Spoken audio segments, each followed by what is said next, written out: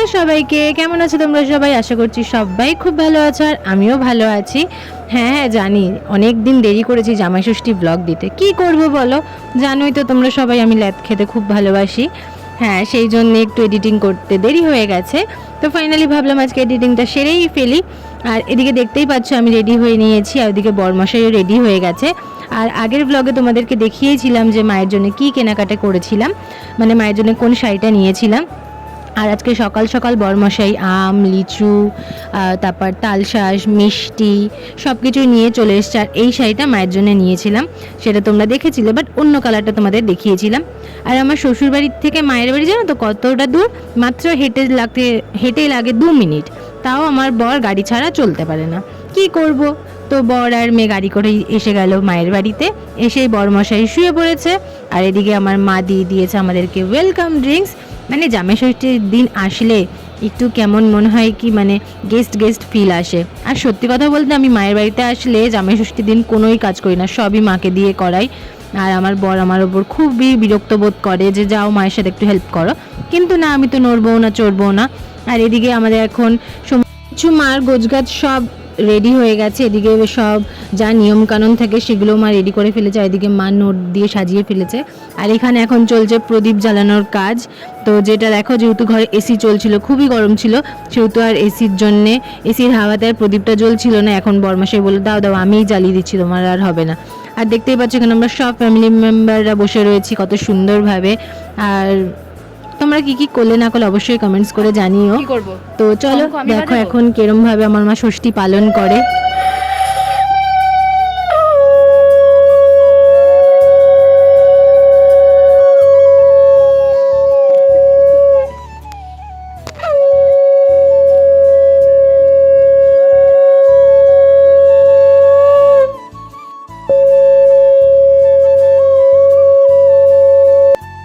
দেখতেই পাচ্ছ কত সুন্দরভাবে মা ষষ্ঠী পালন করছে, কিন্তু একটা জিনিসেই খারাপ লাগে যে আমরা এসে এত কিছু খাওয়া দাওয়া করি আর মা সেদিন কিচ্ছু খায় না, খালি চিড়েও না, মানে কি বলবো, ফল মিষ্টি এইসবই খায় আর তাছাড়া কিছুই খায় না। তো এদিকে আমাদেরকে এখন খেতে দিয়ে দিয়েছে, আর এটা খেতে হয় সকাল সকাল, কিন্তু আমরা তো অনেক সকালে এসেছি, বেলা 1টা-1:30 এসেছি, সেই জন্য এখন আমাদেরকে এটাই খেতে হবে। তারপর দুপুরবেলা যা যা রান্না করেছে মা, অনেক কিছু রান্না করেছে জামাইয়ের মন পছন্দ মতো, তো সেইগুলোই খাওয়া দাওয়া হবে এখন।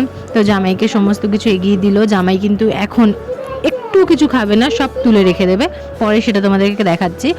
আর এই যে প্রত্যেক বছরের মতোই আমার মেয়েরও বসতে হবে, মেয়েকেও আশীর্বাদ করতে হবে, মানে ওর বাবাকে যা যা নিয়মকানুন মেনে সব কিছু করে সেটা আমার মেয়ের বেলাতেও সেম হয়, কারণ নয়তো মেয়ের আবার রাগ হয়ে যাবে। আর মা বলে ষষ্ঠীর দিন না, বাচ্চা কাচ্চা রাগ করলে ভালো লাগে না।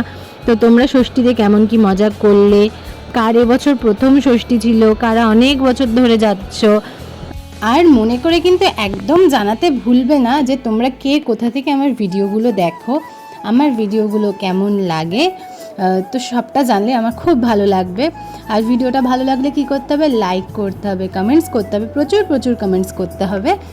জানো তো বিয়ে হয়ে গেছে অনেক বছর, কিন্তু তবুও যখনই মায়ের বাড়ি আসি তখন থাকার সময় তো খুবই ভালো লাগে, যখনই বাড়িটা যাই, মানে আবার যখন নিজের বাড়িতে ফেরত যাই তখন মনটা খুব খারাপ হয়ে যায়। বেশি কিন্তু দূরত্ব না, তবুও ওই যে আসা যাওয়ার মধ্যে একটা খারাপ লাগা কাজ করে যে না আবার বাড়ি চলে যেতে হবে, এই তো বেশ ভালো ছিলাম, কদিন ছিলাম, দেখতে দেখতে দিনগুলোও কেটে যায় আর মন খারাপটাও বেড়ে আসে। তো জানি যে আবার পরে আসতে পারবো, সেটাও আবার ভালো লাগে। ওই যে এখন ওর বাবারও হয়ে গেছে আর মেয়েরও হয়ে গেছে ষষ্ঠী পালন, এখন আমাকে মা বসিয়েছে, এখন এই বরণ করলো, তারপর এই পাখার হাওয়া টাওয়া দিল, এই সমস্ত কিছু মিলিয়ে মিশিয়ে আমাদের ষষ্ঠীটা বছর ভালোই কেটেছে। খালি ওই একটাই কষ্ট রয়ে গেল যে বছরটা আমি থাকতে পারলাম না মায়ের বাড়ি। আর এদিকে বরণ টরণ সব শেষ হয়ে গেছে, সমস্ত নিয়মকানুন শেষ। এবার মা বলল চল এবার তোরা খেয়ে নে, আমি গিয়ে বাকি রান্নাটা শেষ করি। আর ওই যে বলেছিলাম আমার বর কিন্তু একা খাবে না, ওকে এগুলো সব মেখে দিতে হবে। তো এই যে বরকে এখন মেখে দিলাম, চিড়ে দই খই যা ছিল সবটাই ওকে মেখে দিলাম। আর এখন বাজে ওই বিকেল 4-4:30 মতন, এখন আমরা বসে পড়েছি লাঞ্চ করতে। তো দেখতেই পেলেন মেনুতে কি ছিল না ছিল, এগুলো সব কিছুই বরমশাইয়ের ফেভারিট ডিশ বলতে পারো, সেগুলোই মা রান্না করেছিল। আর সন্ধেবেলা মা বানিয়েছিল কফি, এখন আমরা খাবো সবাই মিলে কফি। যদিও আমার বর চা কফি কিচ্ছুই খায় না, তো তবু সেদিন মায়ের জন্য খেলার দিকে আমার মা করছিল ভিডিও। কোথায় কি নিয়ে এসেছো দেখাও। এই যে শাশুড়ির জন্য একটা গিফট নিয়ে এসেছি, ছোট যতটা পেরেছি। ছোট গিফট নিয়ে এসছো, তো শাশুড়িকে ডাকো, দাও। আরে আসো এদিকে। এখন ষষ্ঠী হয়ে গেছে, বাড়ি চলে যাবো, গিফট দিচ্ছি।